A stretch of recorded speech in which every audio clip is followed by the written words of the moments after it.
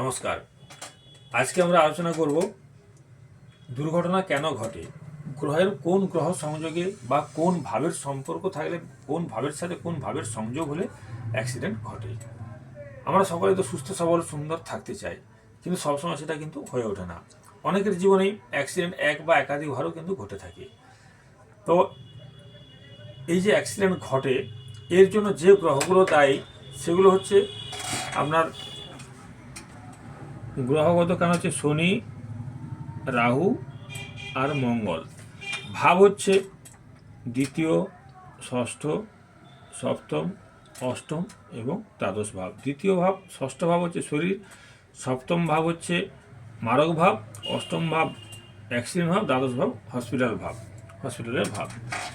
তো আমরা জীবনে সুন্দরভাবে চলতে চাইলেও এই অ্যাক্সিডেন্ট কিন্তু আমাদের জীবনকে অনেকটা কষ্টকর বা সংকটময় করে তোলে।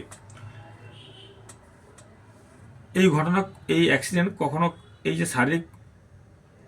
শরীরের যে দুর্ঘটনা, এটা কখনো কম হয়ে থাকে, কখনো বা বেশি হয়।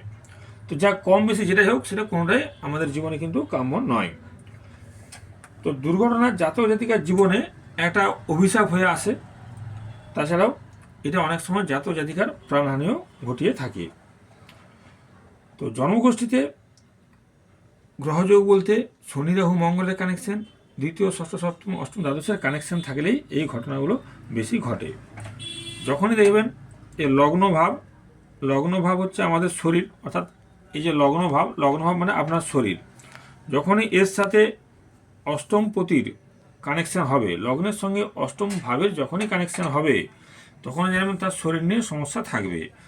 এর সঙ্গে যখনই ষষ্ঠ ভাব যুক্ত হবে আর দ্বাদশ ভাব যুক্ত হবে এবং সপ্তম ভাব যুক্ত হবে, তখনই জানবেন তার জীবনে অ্যাক্সিডেন্ট কিন্তু ঘটবে, এবং সেটা কিন্তু ছোটোখাটো নয়, বেশ বড় আকারের অ্যাক্সিডেন্ট হবে।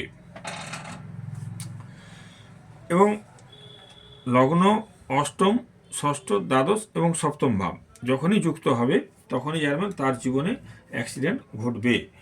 এবার এর সঙ্গে যদি একাদশ ভাবের কানেকশন থাকে, একাদশ হচ্ছে আমাদের সফলতার জায়গা, এর সঙ্গে যদি একাদশ ভাবের কানেকশন থাকে, তাহলে জানবেন অ্যাক্সিডেন্টের পর ওই মানুষটা আবার ঘুরে দাঁড়াতে পারবে। লগ্ন ভাবের সঙ্গে অষ্টম ভাব, ষষ্ঠ, দ্বাদশ ও সপ্তম ভাবের যোগাযোগ ঘটলেই অ্যাক্সিডেন্ট ঘটবে। সপ্তম ভাব হচ্ছে মারক ভাব, হ্যাঁ, আর একাদশ ভাব হচ্ছে সাফল্য, অর্থাৎ সুস্থ হওয়ার জায়গা। যদি এর সঙ্গে একাদশ ভাব যুক্ত হয়, তাহলে সে সুস্থ হতে পারবে। আর লগ্ন, অষ্টম, ষষ্ঠ, দ্বাদশ, সপ্তম ভাবে কানেকশন হলে তার মৃত্যু পর্যন্ত হতে পারে। এর সঙ্গে যে গ্রহগুলো দেখব, সেটা হচ্ছে শনি, রাহু এবং মঙ্গল।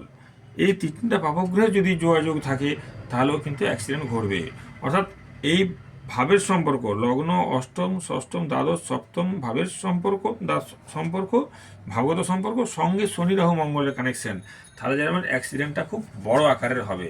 এটা কিন্তু ছোট অ্যাক্সিডেন্ট কিছু নয়।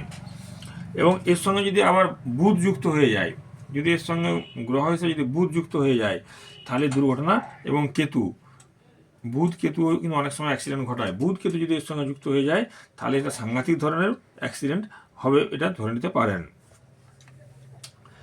এবার এই জন্মগোষ্ঠীতে ধরুন বৃহস্পতি উচ্চস্থ আছে, কর্কটে আছে, বা বৃহস্পতি ধনুতে আছে, মিনে আছে, বা বৃহস্পতি উচ্চস্থ অবস্থায় আছে, বৃহস্পতি ভালো অবস্থায় আছে, যদি নৈসর্গিক শুভগ্রহ বৃহস্পতি ভালো থাকে জন্মছকে, তাহলে ওই ব্যক্তি কিন্তু দুর্ঘটনার থেকে সেই শারীরিক অসুস্থতা কাটিয়ে উঠতে পারবে, আবার সে ঘুরে দাঁড়াতে পারবে। তো এই ভাব বা ভাবপতির সঙ্গে শনি রাহু মঙ্গলগুলো যোগ হবে, এই ভাবপতির সঙ্গে শনি রাহু মঙ্গলের যোগ হলেই দুর্ঘটনা হবে, এবং দুর্ঘটনা থেকে মৃত্যু পর্যন্ত হতে পারে। তো আমরা যদি আগের থেকে কুষ্টি বিচার করি এবং তার লগ্ন অনুযায়ী যদি আমরা প্রতিকার করি, বা যখন অ্যাক্সিডেন্ট আসবে, অ্যাক্সিডেন্টটা কখন হয়, মারকপতির দশা হয়, অর্থাৎ সপ্তমপতি হচ্ছে মারক, তাহলে মারকপতির দশান্তদশায় হতে পারে, আর অষ্টমপতি দশান্তদশায় হতে পারে।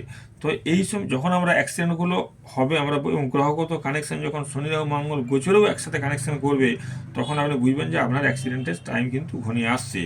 সেই সময় তার যদি 6 মাস 1 বছর আগে আমরা যদি তার প্রতিকার করে নিতে পারি, তাহলে এই অ্যাক্সিডেন্টকে অনেকটা এড়ানো সম্ভব, বা যতটা ক্ষতি হওয়ার কথা তার থেকে কিন্তু রক্ষা পাওয়া সম্ভব।